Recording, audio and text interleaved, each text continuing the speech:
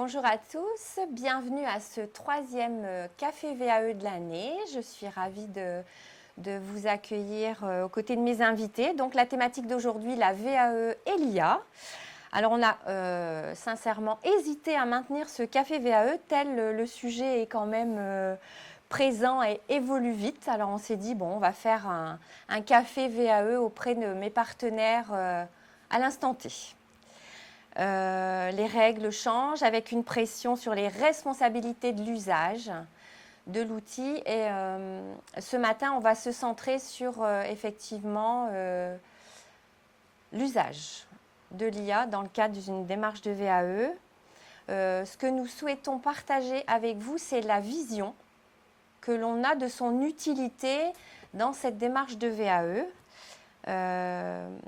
Et l'idée aussi, c'est de porter ce projet d'intelligence artificielle dans le cadre des valeurs portées aussi par le service public. On va présenter une promesse que nous avons décidé de faire ensemble aux candidats à la VAE qui serait accompagné donc sur l'Académie de Lille. On va vous parler d'un projet qui est porté par l'Académie de Lille. Et on insiste sur ce cadre puisque au niveau de l'Europe, l'intelligence artificielle est classée comme un champ à haut risque. Alors prudence, mais on en parle avec vous. Alors on a souhaité intituler ce café VAE, VAE et intelligence artificielle, les enjeux, les défis, les opportunités, les limites. Alors comme à l'accoutumée, nous échangerons donc avec nos invités à peu près environ 35 minutes. Je vous invite à poser vos questions via le chat en ligne. Le PowerPoint vous sera adressé et au niveau du déroulé, on vous fera une démonstration en fin de webinaire sur une proposition réalisée de concert. Alors, je suis donc Béatrice Roland, responsable du dispositif académique de validation de Lille. Je fais partie donc d'un réseau national de 30 DAVA qui ont deux missions. Certificateurs, c'est-à-dire que les DAVA notifient les recevabilités pour les diplômes de l'éducation nationale, les diplômes du CAP au BTS et des diplômes co-signés. Et nous sommes également architectes accompagnateurs de parcours. Et c'est dans ce cadre qu'on s'est posé ces réflexions sur ces deux missions. En tant que certificateur, est-ce que l'IA a un intérêt? Est-ce qu'en tant qu'architecte accompagnateur de parcours, l'IA a un intérêt, autant pour le candidat que pour, on va dire, tous les acteurs? Et je parle de valeur, autant par rapport à ce projet d'IA et aussi au niveau de l'éducation nationale, notre engagement pour le service public, la transparence, une amélioration continue dans nos pratiques, et l'IA en fait partie, et l'intégrité, puisque notre souhait, c'est de mettre en valeur les compétences des candidats que nous accompagnons. Alors, j'ai deux invités aujourd'hui. Alors, un invité qui a participé au précédent Café VAE, Édouard Jaumier, qui va se présenter, et son collaborateur. Bonjour. Alors bonjour à toutes et à tous, je suis Édouard Jaumier, je suis ravi d'être là à nouveau. Oui, merci Édouard. Sur un sujet, la dernière fois c'était les jeunes, aujourd'hui c'est l'intelligence artificielle, ce sont des sujets qui nous animent chez Olesio, on en parlera aujourd'hui avec Stéphane. Donc moi je suis le cofondateur d'Olesio. Olesio, en quelques mots, c'est une structure qu'on a créée il y a 4 ans, qui a deux activités très complémentaires. Une activité d'accompagnement des acteurs de l'emploi et de la formation pour suivre l'évolution des métiers, des besoins en formation et des certifications. Et notre autre activité qui nous intéresse davantage aujourd'hui, c'est le développement, l'exploitation de solutions au service de la découverte des formations, des certifications ou d'orientation vers l'emploi. Et on va vous parler aujourd'hui de ce que l'on envisage sur le terrain de l'intelligence artificielle. Bonjour, pour ma part, c'est Stéphane Mirandel, directeur marketing chez Olesio. Et j'ai un parcours dans la formation depuis plus de 10 ans, notamment dans des fonctions marketing digital. Et je m'intéresse fortement au sujet IA. Merci pour l'invitation. Merci Stéphane. Avec un côté orienté marketing, puisque vous apportez des solutions. Alors, on s'est posé la question du sourcing lors du précédent webinaire par rapport à l'intérêt qu'un jeune peut porter à la VAE. Alors, on était basé sur notre collaboration puisqu'on a une convention qui est signée. On a signé une convention il y a 3 ans et on a renouvelé cette signature-là il y a peu de temps, et dans la réflexion de la nouvelle convention, on s'est dit que notre objectif, c'était de sourcer, on va dire, les candidats habituels à la VAE, les jeunes et aussi de nous doter peut-être d'outils pour permettre à ces futurs candidats lauréats à la VAE de découvrir la VAE et peut-être d'avoir un petit déclic pour s'y intéresser. Ouais, je pense qu'on partage cette vision du développement de la VAE par sa plus grande accessibilité, C'est ça, par sa Édouard. plus grande visibilité. Oui. Et ce qu'on va présenter aujourd'hui, partager avec vous, on est très curieux de vos réactions aussi, Ouais. c'est pour nous un moyen de favoriser cette démocratisation de la VAE, de lever un certain nombre de freins. On y reviendra tout à l'heure, mais Ouais. c'est vraiment un travail qui est basé sur ces valeurs. C'est ça, merci. On tient à le préciser parce que c'est un sujet qui est prégnant, comme je disais, dans notre actualité. Je ne suis pas une spécialiste de l'IA, mais en tant qu'experte de la VAE, je pense que c'est important de s'emparer du sujet pour nous permettre d'optimiser l'accompagnement des parcours. Alors, la thématique d'aujourd'hui, comment l'IA peut devenir un levier d'amélioration de l'efficacité et de la personnalisation du travail de l'architecte de parcours, avec un point, on préserve l'humain au cœur de l'accompagnement. En quelques mots, l'IA, c'est quoi, Édouard ? Alors, en quelques mots, mais on en parle beaucoup, donc je pense que beaucoup d'entre vous ont une bonne compréhension de ce que recouvre le terme d'intelligence artificielle. Si on prend de façon générique l'intelligence artificielle, c'est un ensemble de solutions technologiques qui permettent d'imiter, de reproduire des capacités humaines, des capacités à analyser, des capacités à créer, des capacités à comprendre ou des capacités à prédire, par exemple.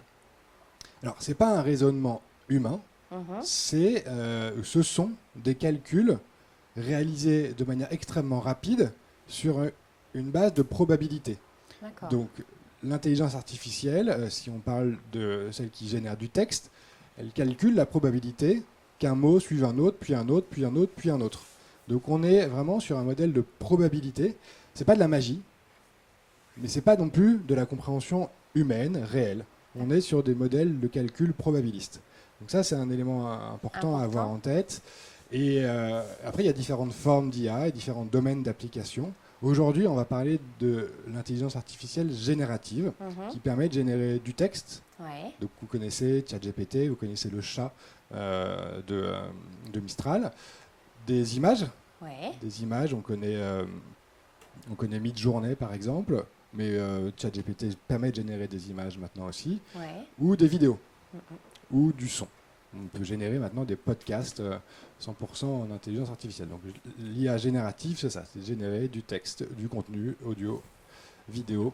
Et on va vraiment s'intéresser aujourd'hui à de l'IA générative de texte qui s'appuie également sur des instructions qui peuvent être données à l'oral. D'accord. C'est donc bien la personne qui donne les consignes pour obtenir un résultat qu'elle a bien cadré au départ. Tout à fait. Dans le principe, celui qu'on applique aujourd'hui, celui qu'on explore, c'est bien des solutions basées sur de l'intelligence artificielle qui résonnent à partir d'instructions humaines. D'accord. Très bien. Merci Edouard pour cette présentation. Alors, ce matin, donc, on vous présentera les enjeux autour de l'IA dans la VAE, les risques associés aux usages de l'IA, ses usages potentiels, puisqu'on s'est basé sur le parcours du candidat pour envisager les usages potentiels, et on vous présentera 2 cas d'usage. Alors, je vais revenir sur le cadre d'usage de l'IA que nous nous sommes, imposés, sur lequel nous allons travailler aujourd'hui. Un cadre d'usage de l'IA guidé, et on a choisi 3 principes. L'éthique, la transparence et la confidentialité. C'est-à-dire que nous, en tant qu'accompagnateurs d'AVA de Lille, en collaboration donc avec notre partenaire qui est Olesio aujourd'hui, on s'est dit que pour pouvoir utiliser cet outil, on décide de mettre ce qu'on a décidé ensemble, une promesse qui tient ses engagements autour de l'éthique, un usage responsable et humainement centré.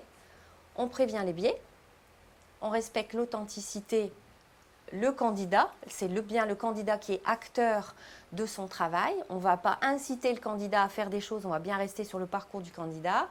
Et ce travail est supervisé. C'est-à-dire que nous, à notre niveau, on serait sur un comité qui va gérer, je dirais, l'outil proposé avec des rendez-vous réguliers pour gérer. Alors, peut-être pas une mise à jour, c'est peut-être pas le terme approprié, mais...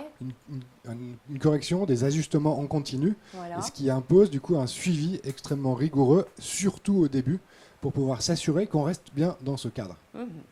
Alors, je relis un peu mes notes parce que c'est la pluridisciplinarité de l'échange qui va permettre d'avoir une objectivité par rapport à nos travaux. C'est bien ce qu'on s'est dit, c'est-à-dire que l'expert VAE, elle ne peut pas, je dirais, prévoir le modèle. Vous, expert de l'IA et aussi du sourcing, vous allez apporter votre plus-value dans ce projet. Oui, il y a des échanges en ce moment très réguliers. Stéphane échange régulièrement avec des accompagnateurs pour comprendre leur métier et savoir comment eux, ils reçoivent un certain nombre de résultats qui sont proposés pour de l'évaluation et de la validation ou de l'invalidation. Oui, tout à fait. Une équipe qui a été plutôt aussi ravie de te rencontrer, Stéphane, pour justement échanger. Alors, il y a des travaux qui sont aussi réalisés au national. On a comment je vais dire, un groupe qui s'est créé pour réfléchir aussi sur le sujet. On est en complémentarité de ces travaux. Alors, notre deuxième principe, la confidentialité. Alors, vous savez très bien que la RGPD est prégnante dans tout ce qu'on fait aujourd'hui. L'idée, c'est d'assurer la protection rigoureuse des données personnelles des candidats, puisqu'aujourd'hui, quelqu'un qui se lancerait dans l'utilisation de l'intelligence artificielle n'a peut-être pas saisi l'ouverture des données qu'elle pourrait intégrer dans le système. C'est-à-dire que quand on donne une information, si effectivement elle n'est pas protégée, tout le monde peut profiter de cette information.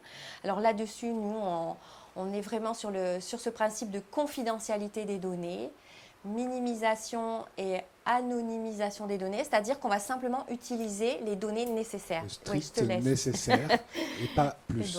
Pas plus. Même si d'autres éléments peuvent être exprimés par un des utilisateurs, on verra qu'il peut y avoir plusieurs utilisateurs, on ne garde que le strict nécessaire et le reste n'est pas conservé, de manière à pouvoir éviter effectivement de moindre risque de fuite de données personnelles. Et on rentre dans le cadre de la VAE, vous le savez bien, parfois dans un cadre quasiment intime où on explique un peu les relations qu'on a pu avoir avec ses managers, avec ses équipes, etc. Oui, tout à fait. Merci Edouard pour cette précision. Alors le consentement explicite et éclairé, c'est-à-dire que la personne, elle sera clairement informée de ce qu'on fera avec ces données et on lui demandera naturellement son consentement, c'est-à-dire que la personne, elle sera d'accord pour nous fournir ces données, pour pouvoir travailler avec elle et utiliser ces données dans le cadre de l'accompagnement. Sécurité et accès contrôlé. Alors, sécurité informatique, messieurs, ça c'est votre domaine. On en parlera peut-être après sur la manière dont on va travailler. Alors, j'ai noté des mécanismes robustes d'identification, d'authentification et de traçabilité des accès. C'est-à-dire que toutes les données et tout ce qu'on réalisera, ça sera vraiment tracé. Tracé et totalement aussi transparent. Ouais. Oh, belle transition. Belle transition, Edouard, merci. Alors, la transparence, le troisième principe, explicabilité et confiance renforcée. Explicabilité algorithmique. Alors, on en a parlé juste avant, Edouard. Les algorithmes, ça sert à quoi dans l'IA? Les algorithmes vont permettre à l'intelligence artificielle, à la solution d'IA, de donner des résultats. Donc, il y a des algorithmes derrière. Et ces algorithmes, il faut pouvoir les expliquer aux utilisateurs pour pouvoir donner un certain nombre d'éléments d'orientation sur pourquoi est-ce qu'on a ces résultats, pourquoi est-ce que parfois on va avoir des résultats qui sont insatisfaisants, pourquoi est-ce qu'on va avoir parfois des phénomènes d'exagération ou de minimisation. Et ça, c'est très important de pouvoir l'expliquer aux utilisateurs pour qu'ils aient un usage éclairé et un usage, on va dire, intelligent et guidé de cette solution. Bien. Est-ce que je peux faire le lien avec les biais discriminatoires? J'en ai pas parlé, je l'ai dit succinctement, mais on en a parlé aussi là, Oui, tout à l'heure. on parlait justement de l'exemple de un CAP dans la petite enfance, Ouais. où on a un public très majoritairement féminin. Féminin, oui. Donc l'intelligence artificielle, on va lui donner un certain nombre d'éléments pour se documenter, et on va voir que dans la littérature, on a très souvent l'emploi du féminin lié à ce métier-là. Et si jamais on ne va pas neutraliser, donner des instructions de neutralité à l'intelligence artificielle, elle pourrait être discriminatoire vis-à-vis d'un public masculin. Donc ça, c'est un point de vigilance extrêmement important à avoir en tête. Et c'est très important que tu rappelles ce cadre dans lequel on va évoluer. On va travailler, oui, d'accord. Droit à l'information et contrôle par l'utilisateur, naturellement. Les utilisateurs seront informés de leurs droits. Accès, rectification, suppression des données. Et l'outil intègre des mécanismes transparents avec un accès direct aux droits. Alors, je vais clôturer sur l'idée de créer une relation de confiance durable avec l'usager. C'est-à-dire qu'à partir du moment où il va travailler avec nous, avec cet outil, ce qu'on souhaite, c'est vraiment qu'il y ait une confiance mutuelle dans ce parcours de VAE. Alors, l'utilisation réussie et pertinente de l'IA dans le parcours de VAE repose entièrement sur ces 3 piliers fondamentaux. Parce qu'on s'est aussi, nous, tout de suite positionné sur l'outil. Et on s'est dit que si on ne mettait pas un cadre avant de travailler, on aurait effectivement... on rencontrerait, je pense, des difficultés par rapport à des questions qui seraient posées. Alors qu'en posant le cadre, on s'est dit qu'on allait lever peut-être les interrogations de nos candidats. Pour nous, l'outil, elle va garantir l'efficacité du processus de VAE et on ne compromet pas du tout l'humain. C'est-à-dire que le candidat, il reste maître de son parcours et le conseiller qui va accompagner le candidat, il reste aussi maître du travail qu'il réalise avec cet outil. Est-ce qu'on peut parler d'outils, de leviers supplémentaires pour travailler? Tu voulais rebondir, Edouard? Non, je trouve que c'est très important de poser les bases avant de vous donner des éléments plus concrets après, avant la démonstration que Stéphane pourra vous faire, sur quels sont les usages qu'on envisage, et puis aussi aujourd'hui, quelles sont les limites de l'utilisation d'une IA, quelle qu'elle soit, par des candidats, de façon non accompagnée et non contrôlée. Et on va voir que les risques derrière cette utilisation non accompagnée sont importants, voire très importants, voire plus que ce qu'on a présenté comme risque autour d'une IA encadrée. Merci Edouard. Alors, les engagements du DAVA de Lille dans l'usage de l'IA. Utiliser l'IA uniquement comme outil d'aide à la décision, c'est ce qu'on vient de se dire, c'est un outil. On ne se substitue pas à la décision autant du candidat que de la préco du conseiller. C'est bien une aide. J'ai évoqué la formation des équipes, alors autant sur l'Académie de Lille que sur l'ensemble des académies, on a ce souci de professionnalisation des conseillers avec effectivement la gestion des biais algorithmiques dont on a parlé, l'interprétation des suggestions de l'IA, il y a beaucoup de vocabulaire, suggestion, elle suggère des choses, mais alors, d'après ma compréhension, donc, elle est entraînée, cette IA. Du coup, si elle s'entraîne beaucoup, elle peut être amenée à faire des suggestions, mais qui ne sont pas des suggestions, on va dire, réelles. On doit, je dirais, permettre aux personnes qui vont utiliser l'intelligence artificielle de se rendre compte que ces suggestions ne sont pas réelles. On en parle après peut-être, oui, Edouard. Rédiger une charte d'usage interne de l'IA diffusée à tous les candidats, c'est ce dont on vient de parler. Nous, on s'est fait une promesse, mais on va rédiger une charte et prévoir un droit à l'explication pour les candidats en cas d'usage de l'IA dans leur accompagnement. L'éthique de l'IA engage la responsabilité collective, c'est-à-dire qu'un organisme qui ne prend pas la précaution de la gestion de ces données pourrait se retrouver en difficulté. On pourrait peut-être intenter des procès sur l'utilisation de l'IA auprès de ces organismes. On est sur un accompagnement individualisé, humain juste, au service des parcours de validation des candidats.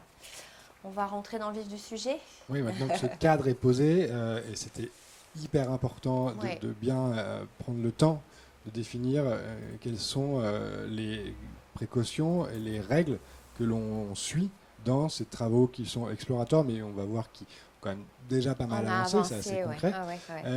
Prenons quelques instants pour se parler des risques qui existent aujourd'hui dans l'usage libre de l'intelligence artificielle. Si vous êtes accompagnateur, accompagnatrice, vous avez certainement reçu des candidats à la VAE qui avaient auparavant utilisé un chat GPT ou une autre IA générative pour produire des contenus. Vous avez probablement vu les résultats. Donc il y a des risques aujourd'hui très importants. Et on a une conviction très forte qu'on partage avec les équipes de l'Académie de Lille, c'est qu'il vaut mieux anticiper ces usages, les accompagner, que laisser un usage sauvage qui va avoir des conséquences très négatives. On avait il y a quelques années, à mon époque quand j'étais jeune, quelques sites internet qui permettaient de retrouver un mémoire de stage, un mémoire de fin d'études. Bon, il fallait avoir de la chance pour tomber sur le bon, mais on était là dans des situations de plagiat. L'IA, c'est ce principe-là, puissance 10.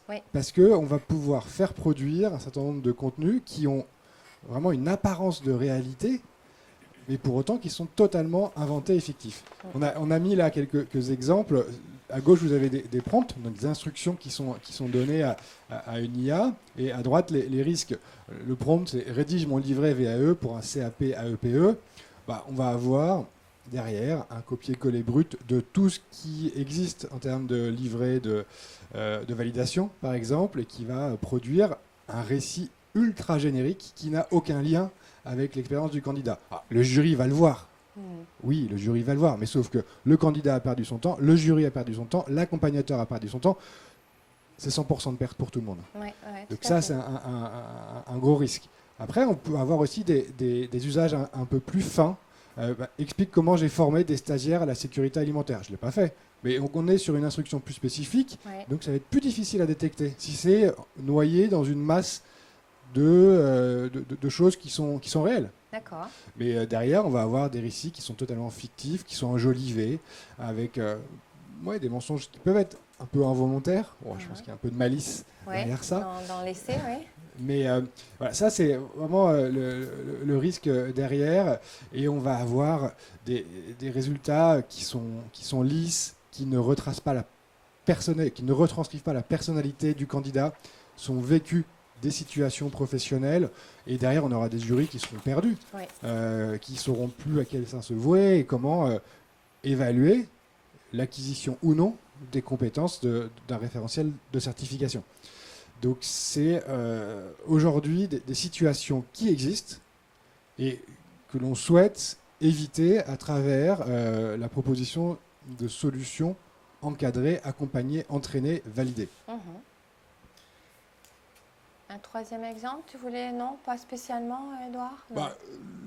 L'exemple qu'on peut donner en plus, c'est la rédaction pure et simple de certaines situations professionnelles par l'IA, où on va dire trouve une situation où j'ai été en position de réaliser un planning pour la garde des enfants. Dans le cadre du CAPEPE. Je reprends le reste sur le CAPEPE. Mais n'importe quelle IA va faire ça extrêmement bien. Et il sera extrêmement compliqué d'identifier si jamais on est sur une situation réelle ou fictive. Parce que si le candidat a bien préparé son oral, il va répéter, ce qu'il a lu, ce que l'IA lui a donné. Donc on rentre dans des situations risquées. Parce que derrière, ça veut dire, là si on reste sur la petite enfance, ça veut dire que potentiellement il y a une certification et donc il y a des emplois de garde d'enfants. Et si jamais un certain nombre de compétences liées à la sécurité des enfants n'ont pas été acquises, on est dans des situations risquées réellement. L'objectif, c'est vraiment de permettre de bien utiliser l'outil, même si aujourd'hui des personnes souhaitent utiliser cet outil pour réussir, parce que l'objectif, c'est quand même à notre niveau d'accompagner le candidat et de lui permettre de mettre toutes les conditions de réussite. Le candidat qui pourrait utiliser l'IA, mais dans le livret, on ne va pas avoir le reflet de son activité. Au final, ça va comme tu dis, faire perdre du temps à tout le monde. Et en même temps, je le disais en introduction, hein, l'intelligence artificielle, ce qu'on dit aujourd'hui ne sera plus valable demain. J'ai moi-même participé à un échange avec les collègues au National hier, hein, notre collègue de Nice qui a présenté le fait que on a aujourd'hui des détecteurs d'IA dans les dossiers. C'est-à-dire qu'on sait dire que cette partie-là, elle aurait pu être écrite par l'IA. Alors, naturellement, comme ça va vite, hein, comme l'expliquait mon collègue Stéphane, ça va vite. Du coup, automatiquement, on va toujours aller chercher la solution le lendemain et on avance et on avance. Mais nous, notre objectif, c'est vraiment de permettre d'avoir le reflet pour le candidat le plus réel possible et surtout d'accompagner le candidat. C'est-à-dire qu'un candidat qui a des difficultés pour écrire, qui a des difficultés à s'exprimer, pourrait utiliser l'outil aussi. Alors nous, on n'est pas dans cette logique-là, mais pourrait aussi utiliser l'outil pour lui faciliter, on va dire, ce travail, et avec une IA qui reconnaît sa voix, qui va vraiment retranscrire la manière dont il écrit. Ça, j'ai quand même été un peu bluffé, mais on l'utilise de façon raisonnée et cadrée. Tout à fait. On continue sur les points de vigilance à avoir face à l'intelligence artificielle.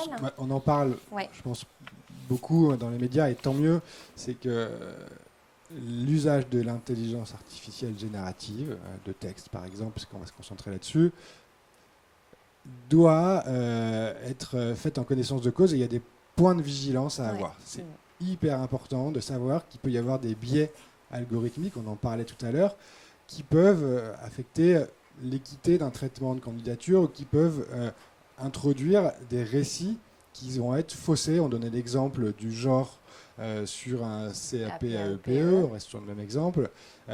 C'est un risque qu'il faut avoir en tête et qu'il faut traiter en amont.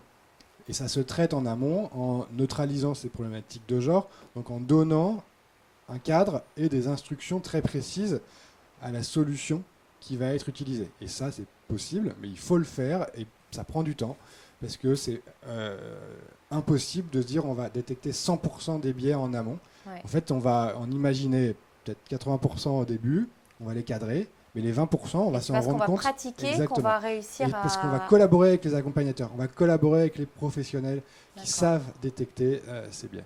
Alors, ça veut dire que l'outil ne demande pas à l'utilisateur de réaliser des prompts pour, je dirais, accompagner le candidat. On est sur un outil qui est programmé et qui va permettre à l'accompagnateur d'accompagner le candidat. Oui, par une logique de questionnement progressif. Ok, très bien. Pour aller creuser et aller chercher l'information sur les situations professionnelles réelles qui ont été vécues et les compétences qui ont été développées. Dans un environnement qui est sécurisé. Totalement sécurisé. Voilà, il y a les biais de surconfiance. Oui, je le vois écrit, du coup, je te regarde. Biais de surconfiance, c'est quoi un biais de surconfiance ? C'est de créer derrière un récit qui va être exagéré par rapport à la réalité, et de amener le candidat à être très confiant, parce qu'il va voir les résultats et se dire « Ah ben, en fait, je coche toutes les cases. J'ai une maîtrise de 100% des compétences parce que l'IA m'a dit que. » Oui. Mais un accompagnateur, un jury sera probablement moins optimiste que l'IA. Parce qu'elle a aidé le candidat, mais parce qu'elle aide le candidat, il ne faut pas non plus que ce soit trop surfait. Elle connaît l'objectif. Elle connaît l'objectif. Elle connaît l'objectif. L'objectif, c'est d'aller valider une certification. Oui, Et donc, l'IA, elle va tendre vers cet objectif. Elle a été programmée comme ça. Et donc, naturellement, elle va essayer de renforcer parce qu'elle veut atteindre l'objectif. D'accord. Oui, alors on pourrait être trop confiant. Exactement. Il y a le sujet d'opacité des processus décisionnels. On en parlait tout à l'heure. Il est très important d'être transparent sur la logique algorithmique qui est suivie, sur la logique de calcul et de proposition des résultats par l'intelligence artificielle. Ça, c'est important de C'est la boîte sortir. noire comme dans l'avion. Exactement, on sort de cette On trace effet. tout. Ouais. Ouais. Les risques en matière de protection des données personnelles, on en a parlé largement, je ne vais pas y revenir, mais c'est fondamental. Et derrière, il faut sécuriser l'usage d'une solution qui propose de l'IA pour éviter des détournements d'usage qui seraient faits à des fins non conformes des objectifs de la VAE. On a parlé de l'exagération, on a parlé derrière de biais liés au genre. Donc ce sont des éléments qui sont importants à avoir en tête avant. Ça veut dire que l'IA, elle a l'objectif. Et pour atteindre l'objectif, si on n'est pas vigilant, on pourrait effectivement créer des biais, se retrouver sur des processus décisionnels. C'est bon, on a un go, on y va parce qu'on a réussi à cocher toutes les cases, comme tu le disais, Édouard. Alors naturellement, les données personnelles, on en a parlé, mais on donnera la solution. Alors le détournement, on est encore sur l'IA qui pourrait détourner les données qu'on lui a fournies. J'ai du mal avec le détournement des outils qui ne seraient pas conformes à la commande. Si l'outil était utilisé pour un autre processus de certification que de la VAE en formation initiale, en fait, on a conçu un outil qui est imaginé pour des la gens VAE, qui ont des expériences professionnelles. On ne peut pas l'utiliser pour un autre objectif. D'accord. Merci Édouard pour ces précisions. Donc, un cadre, des points de vigilance et le parcours du candidat, donc avec les étapes, l'information, l'orientation, l'inscription sur le portail, puisque les candidats s'inscrivent et les certifications sont de plus en plus nombreuses sur le portail France VAE avec les certifications de l'éducation nationale qui arrivent avant la fin d'année, l'intégralité des certifications pour le ministère. Disponible pour fin décembre. L'étude de faisabilité, la notification de la recevabilité par le certificateur, la réalisation du parcours de validation par un accompagnateur, un organisme de formation et aussi des actes formatifs, et l'entretien avec le jury. Alors, par rapport à l'objectif que nous nous sommes fixés et la réflexion qu'on a eue sur l'utilisation de l'intelligence artificielle dans ce parcours pour accompagner le candidat et aussi l'accompagnateur dans ces pratiques, nous, on s'est focalisé sur l'accueil, l'information, l'orientation. Le candidat, aujourd'hui, pour pouvoir s'inscrire sur le portail France VAE, a déjà choisi sa certification. Nous, on s'est dit qu'avant de choisir sa certification, on pourrait peut-être l'aider à se positionner. Et j'ai insisté avec Édouard sur le fait de la promotion qu'on réalise auprès de ce dispositif. Alors, on l'a fait auprès des jeunes, on le fait auprès des adultes depuis longtemps et en Hauts-de-France auprès des femmes grâce à notre campagne valorisée. Là, on s'est dit, la personne, si elle cherche de l'information, elle peut se dire, mais est-ce que moi, je peux faire une VAE? Alors, on est parti dans ce principe en se disant, on va leur donner envie. Un peu comme valoriser, on donne envie aux femmes de s'engager dans le parcours. Et on est parti de ce constat. On en reparle avec vous après. À moins que tu veuilles faire... non, après, Édouard. La deuxième étape, la personne s'inscrit sur le portail France VAE. Et après, on lui demande de compléter ce qu'on appelle une étude de faisabilité, que vous connaissez en tant qu'acteur de ce dispositif. Et là, c'est pareil, la personne, elle peut être accompagnée si elle choisit un architecte accompagnateur de parcours. Et elle peut aussi le faire en tant que candidat autonome.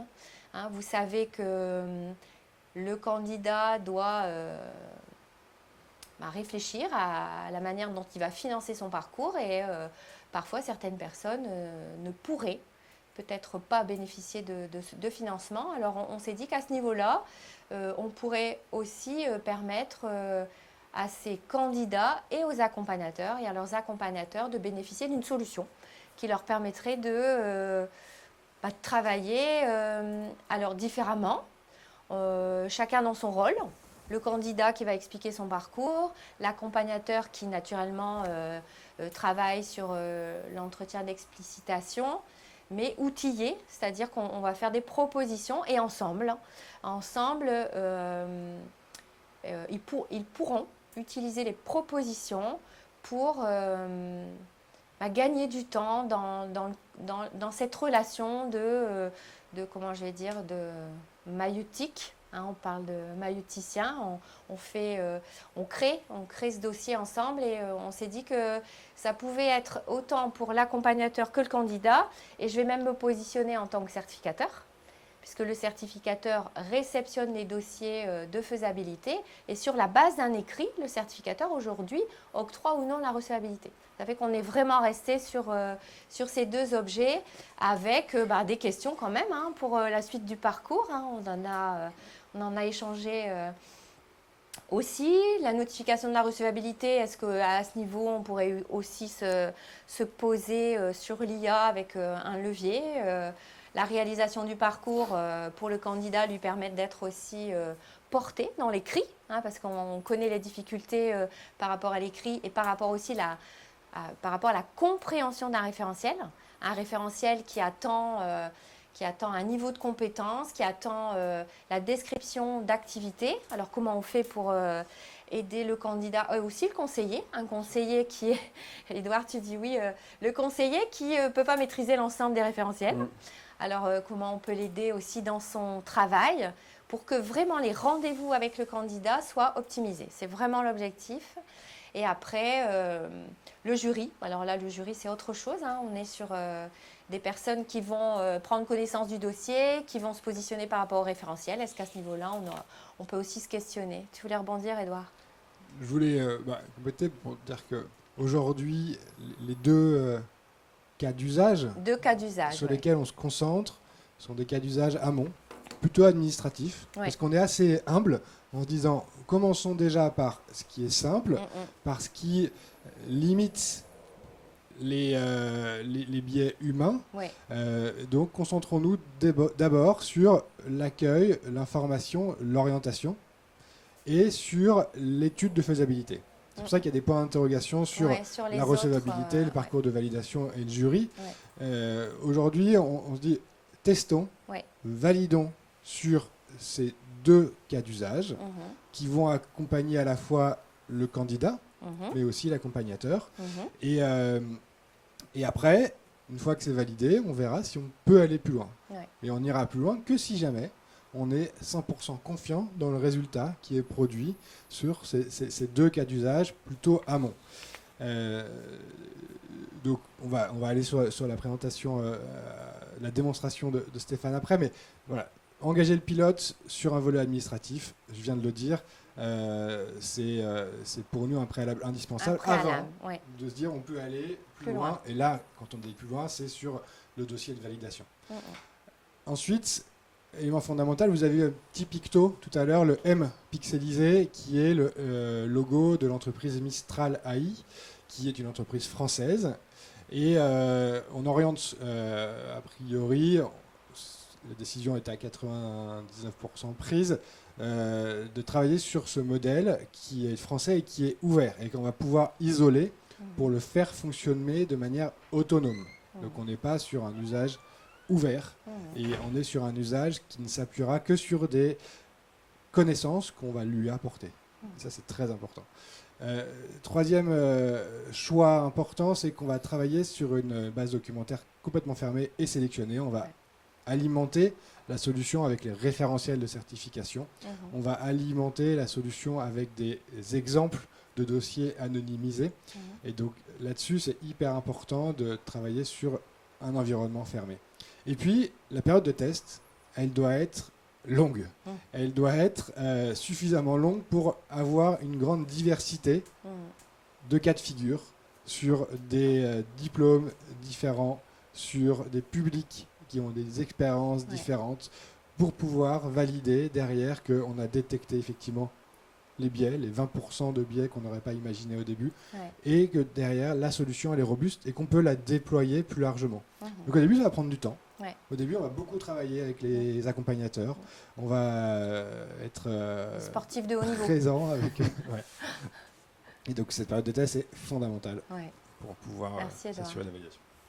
On va vous abandonner quelques minutes puisque la technique a besoin d'un petit peu de temps pour nous permettre de découvrir les solutions proposées en partenariat donc d'Ava de Lille et Olesio. On vous retrouve tout de suite. À tout de suite. Merci pour votre patience. Je vais laisser la place donc à Stéphane qui va vous présenter son travail. Merci beaucoup Stéphane. Merci beaucoup. Le travail de l'équipe Olesio avec les équipes d'Ava. Exactement. Oui. Je vais faire quelques démos. En fait, on a parlé de 2 cas d'études, 2 cas d'usage. On sera même sur un petit 3e, vous verrez ça, de 2,5. En fait, avant de commencer, moi, c'est un sujet qui me plaît beaucoup, la VAE, qui me touche. J'ai ma maman, ça je ne l'ai pas dit, j'ai ma maman en fait, qui a arrêté toute l'école et qui faisait donc des ménages dans des centres pour handicapés. Ouais. Des ménages, elle les accompagnait en sortie. Et un jour, elle a voulu faire une VAE. Elle s'est renseignée et elle n'a pas été jusqu'au bout parce que ça paraissait trop complexe en fait, d'aller constituer un dossier. Voilà, donc je me suis dit, ça tombe bien, ce sera l'occasion d'aller accompagner, d'aller aider. Donc là, ce qu'on a fait, on a préparé, donc c'est qu'une démo. Ouais. Tout ce qui est à l'intérieur aujourd'hui, il n'y a pas d'IA, il n'y a aucune donnée personnelle, c'est du fictif. Il se peut également qu'il y ait ce qu'on appelle des éléments de langage, certains textes qui ne soient pas forcément corrects. Donc on est vraiment sur de la démo. Donc là, on avait parlé tout à l'heure de la partie en amont. Comment accompagner les candidats à trouver leur diplôme. Aujourd'hui, sur France VAE, on est sur ça. On est sur une recherche par diplôme. On a fait quelques tests dans les équipes chez Olesio. Je disais voilà, si vous deviez faire une VAE, ce serait quoi? Et donc j'ai Pauline qui me dit couturière. Donc elle tape sur France VAE couturière, il n'y a rien. Elle tape couture, il n'y a rien. Effectivement, il faut taper couturier parce que c'est le TP couturier. Ouais. Donc on s'est dit qu'effectivement, on pourrait imaginer une recherche par diplôme pour les personnes qui savent, mais beaucoup ne savent pas forcément quelle VAE faire. Donc là, encore une fois, c'est qu'un exemple, on a un formulaire, on va le passer rapidement, on a un formulaire et on a également un système de chat. Ce qui est intéressant ici, c'est qu'en fait, un chat, n'importe quel site internet, n'importe quel partenaire pourrait l'intégrer. C'est juste un script qu'on met dessus. Donc, des partenaires pourraient faire la promotion de la VAE très facilement. Donc là, je vais prendre, tiens, par exemple, depuis combien de temps je travaille? De 3 à 5 ans. Mon niveau d'études, j'ai le niveau bac. La VAE, est-ce que je connais ou pas? Allez, je connais, mais pas sûr de bien comprendre. Quel est mon métier actuel? Allez, je suis assistante maternelle. De là, on va me poser quelques questions en lien avec mon métier. Les enfants avec qui je travaille le plus souvent, ils ont moins de 3 ans. Où est-ce que je les garde? À la maison. Voilà. Et donc là, on va me proposer certaines formations qui pourraient me correspondre. Donc là, en l'occurrence, on a le CAP AEPE qui semble, encore une fois, je dis bien qui semble correspondre, et quelques autres diplômes susceptibles de m'intéresser. Et ensuite, c'est aussi quelque chose qui manque, je trouve, sur France VAE, c'est quand on est sur la homepage ou sur la partie candidat et que je souhaite un peu d'aide. On me dit, allez voir sur le site d'emploi les diplômes demandés. Évidemment, je pense que peu le font. Et donc là, on m'a proposé, pourquoi pas, d'être contacté par un conseiller, d'être rappelé. Je mets mes coordonnées, automatiquement, c'est envoyé au DAVA de Lille, qui peut les recontacter. Mais on peut également imaginer, encore une fois, on est sur du fictif, tout ça n'est pas encore lié aux agendas, mais on pourrait imaginer directement une prise de rendez-vous, directement dans le calendrier de l'accompagnateur ou d'un conseiller au DAVA de Lille. Ça, c'est la première partie. Donc, c'est la partie amont. La personne qui en a entendu parler et qui souhaiterait effectivement se positionner sur un choix de certification. Tout à fait. Et en fait, on part aussi du principe qu'à partir du moment où on veut faire x3 ou x4 sur le nombre de VAE dans une académie, il y a toute la partie sourcing à mettre en place. C'est ce qu'on s'est dit aussi. Vraiment faire la promotion du dispositif et permettre aux personnes de suite d'avoir un contact, de prendre contact. Exactement. Cas d'usage numéro 2. Le fameux dossier. Donc là, c'est encore une fois une démonstration. Oui, c'est des mots. Une démonstration. On insiste. On a dû travailler tard pour réussir à atteindre l'objectif. Donc là, voilà. On parlait tout à l'heure de questionnement. Effectivement, l'idée, c'est que l'IA va questionner en fonction des réponses, des réponses du candidat potentiel. Donc là, on est sur un CAPEPE. Ouais. On me dit, bah, tiens, pour commencer, est-ce que vous pouvez donner un exemple où vous avez recueilli des informations importantes sur un enfant avant ou pendant son accueil? Donc voilà, je vais saisir mon petit texte. Alors, oui, le matin, les parents me disent s'il a bien dormi ou pas. Effectivement, je suis peu loquace. Pour information, tout le monde n'est pas à l'aise pour écrire. Ah oui, il y a le micro. Il y a le micro, je vais pouvoir discuter avec et ça va retranscrire évidemment ce que je dis. Ouais. Et l'IA va ensuite continuer le questionnement.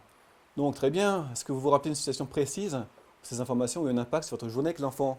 Oui, une fois la maman m'a dit que son fils avait un début de rhume, il fallait qu'il reste au calme, qu'il n'ait pas froid. Voilà, donc on est dans le... Sur un échange On est sur un échange en fait. entre le candidat et l'intelligence artificielle qui va poser des questions parce elle sait ce qu'on attend. Là, il y a une logique de questionnement successif D'accord?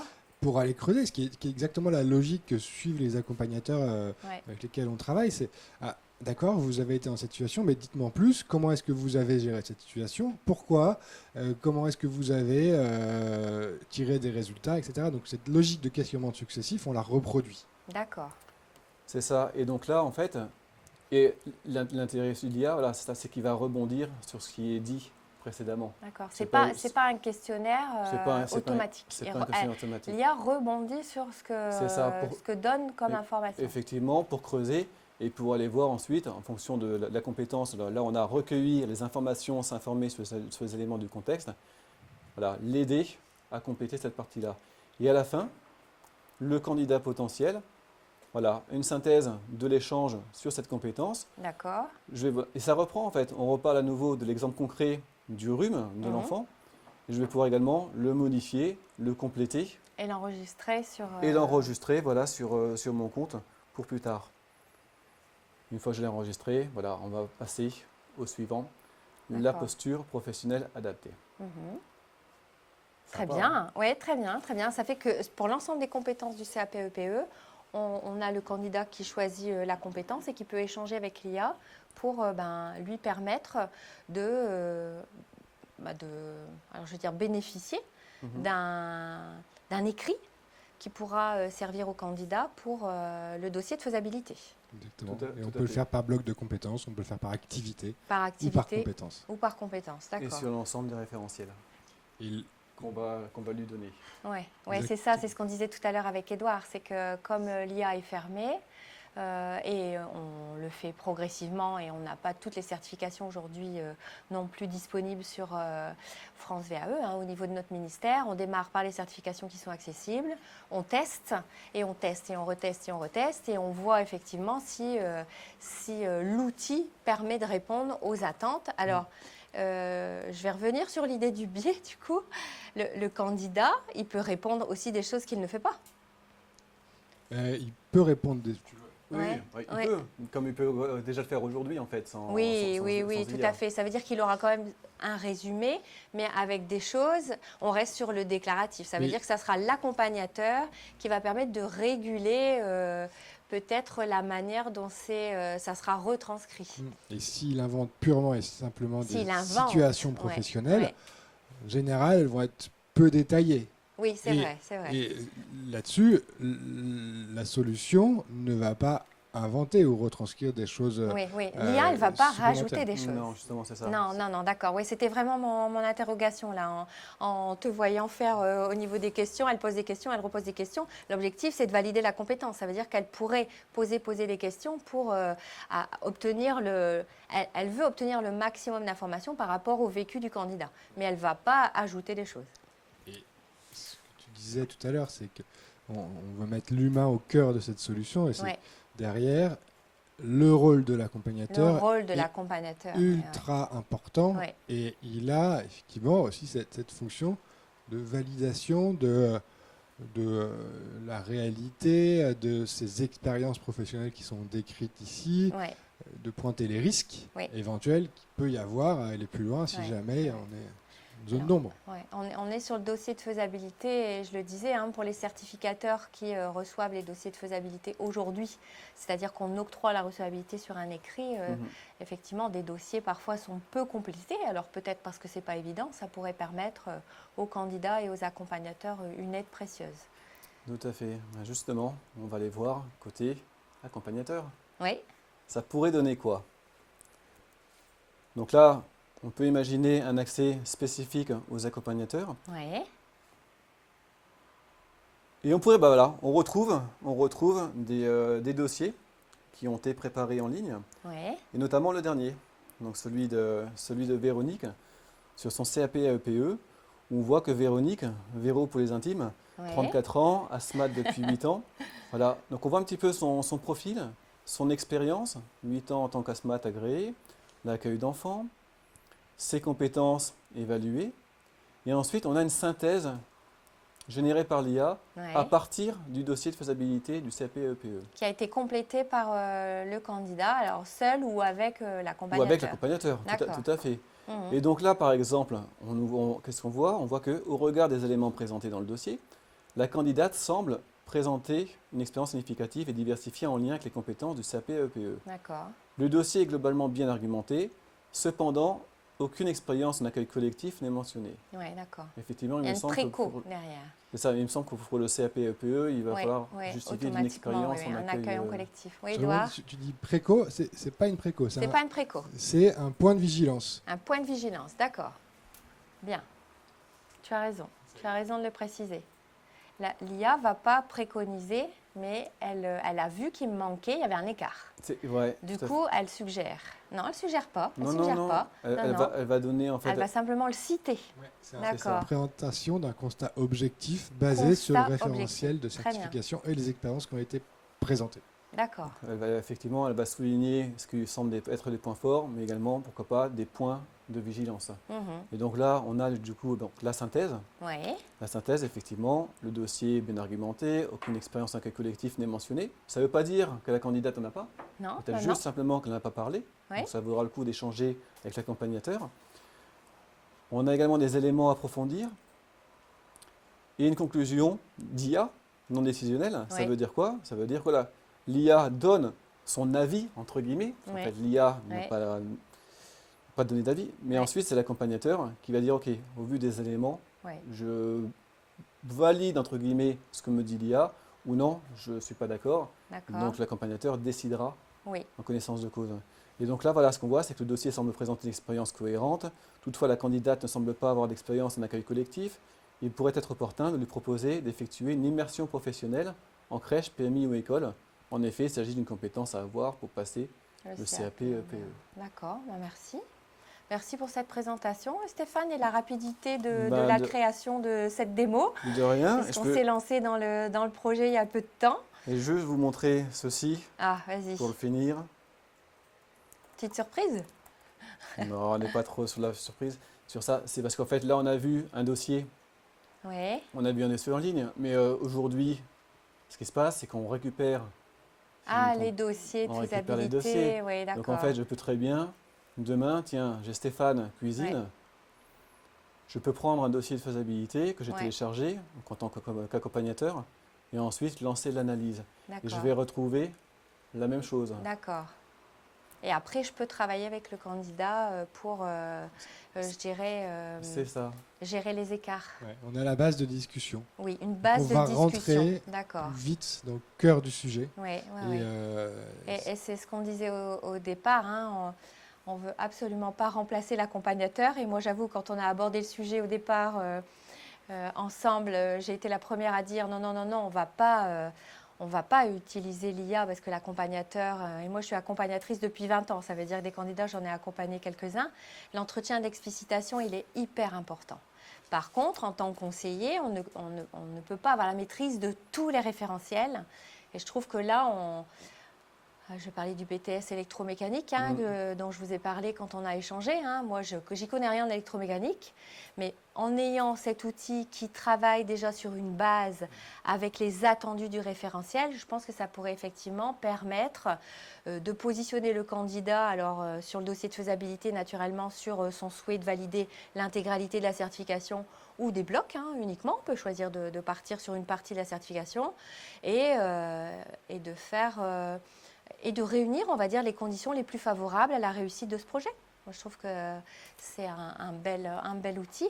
Merci beaucoup, Stéphane, pour ta présentation. Merci à toi, Béatrice. Oui. Edouard, tu voulais rebondir ou alors on répond aux questions? Il y a peut-être des questions. Oui, on voit le temps. Alors, on vous abandonne quelques petites minutes pour changer d'écran par rapport à la présentation de Stéphane et on répond à vos questions. Merci beaucoup. Nous sommes de retour. Merci pour votre patience.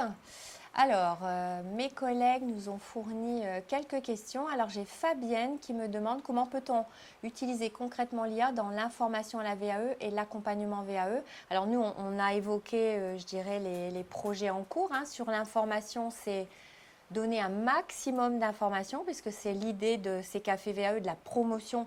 Alors, comme l'a présenté Stéphane, on est sur un déclic. On parlait des jeunes et on en a discuté ensemble. Un jeune qui a réalisé des stages, des PFMP, qui a commencé un apprentissage, il a cumulé toutes ces expériences. Il pourrait intégrer ces expériences dans l'outil et au final, on pourrait lui dire vous pouvez envisager tel parcours de VAE. Et dans l'accompagnement, je pense qu'on l'a évoqué, mais pour l'instant, ça n'est pas notre sujet. Mais je pense que ça peut être vraiment l'outil complémentaire pour l'accompagnateur. Comment allez-vous constituer votre base documentaire et base de données? Alors, sur les bases de données référencées au niveau du ministère. Oui, et puis on a la chance de France Compétences depuis quelques années demande des référentiels de certification très détaillés, extrêmement normés. On écrit les compétences avec le verbe d'action à l'infinitif, le sujet, la finalité, le contexte, avec des modalités d'évaluation par compétence. Et donc ça, c'est une matière extrêmement précieuse qui va permettre derrière de rendre très rigoureuse la procédure de questionnement par la solution d'IA. Par la solution d'IA, le langage, le modèle de langage. Est-ce que vous avez encore des questions? Mes collègues, je vois qu'il y a Laurence, il y a Fabien, il y a Benjamin. J'ai pas vu Benjamin. L'IA étant déjà là, a-t-elle changé la posture du jury et leur questionnement lors de l'oral? Alors, en tant que certificateur, sur les dernières sessions de jury, je n'ai pas de retour à vous donner par rapport à cette question. On a naturellement le plagiat qui était déjà présent. Aujourd'hui, on a des outils, comme je le disais, j'ai appris ça, des outils qui peuvent effectivement traiter les dossiers. Au niveau d'université, c'est utilisé. Traiter les dossiers des universitaires pour justement mettre en avant l'utilisation de l'intelligence artificielle. Au niveau des jurys, je ne peux pas m'avancer aujourd'hui, mais en tout cas, les jurys au niveau du ministère sont aussi dans cette dynamique de vigilance et de cadrage par rapport à l'utilisation de l'IA. Je ne peux pas m'avancer sur le sujet. Comment l'IA a-t-elle des critères de validation suffisants pour savoir si la compétence est vraiment suffisante? Alors, c'est une aide, l'IA. C'est une aide. C'est l'accompagnateur qui va... On ne travaille pas aujourd'hui sur le dossier de validation. Non, de recevabilité. On est sur le dossier de faisabilité. On est sur l'amont, effectivement. Sur l'amont, donc, à ce stade, on ne peut pas dire oui, on saura avoir un jugement suffisant. D'accord. Bon, je pense que on va rester dans notre timing. On a déjà dépassé de 5 minutes. Je pense qu'il y avait encore des questions auxquelles on aura l'occasion peut-être de répondre ultérieurement via la foire aux questions. Je vais remercier mes invités. Vous remercier aussi pour votre attention. Je vais leur laisser un petit mot sur la VAE et l'IA et après je clôture. Edouard, est-ce que tu veux te faire plaisir? Dis-moi. Non, et on a bien insisté et je vais conclure aussi là-dessus Ouais, pour moi là-dessus, sur ouais, le ouais. cadre Ouais, dans lequel on s'inscrit sur ce projet pilote expérimental. ouais. On est assez optimiste sur la capacité à atteindre les objectifs sur les 2 cas d'usage qu'on Les a 2 cas décrits, d'usage. Hein, mais ouais, ouais. on est voilà, sur un pilote expérimental avec un cadre extrêmement précis en dehors duquel on ne sortira pas. Et D'accord. sinon, on perdra la crédibilité de cette solution. Merci Edouard. Stéphane, est-ce que tu veux encore travailler avec nos équipes? J'espère davantage, et Davantage. ce sera le cas. Ouais, Et ouais, je pense qu'en fait, l'IA est là depuis quelques années aujourd'hui. Il Ouais. est présent dans nos vies, il le sera de plus en plus. ouais. Et je pense que là, on a l'opportunité de créer une solution pour les candidats et pour les accompagnateurs Ouais, qui soit sécurisée, qui soit normée, qui soit ouais. Très soit bien. en fait. Merci pour votre participation. Je vais vous remercier aussi. Je tiens à préciser que ce webinaire a été préparé en collaboration avec Olesio, mais aussi le consultant de Formaprod, puisqu'il est aussi passionné d'IA, alors on va le remercier aussi. Les cafés VAE, alors avant les vacances, on termine. On vous retrouve après les congés, alors sur une thématique qui est encore à valider, mais avec grand plaisir. Et puis, je vous souhaite de beaux accompagnements, de réels accompagnements avec le virtuel, je dirais bien cadré à nos côtés. À bientôt, merci. Au revoir, à bientôt.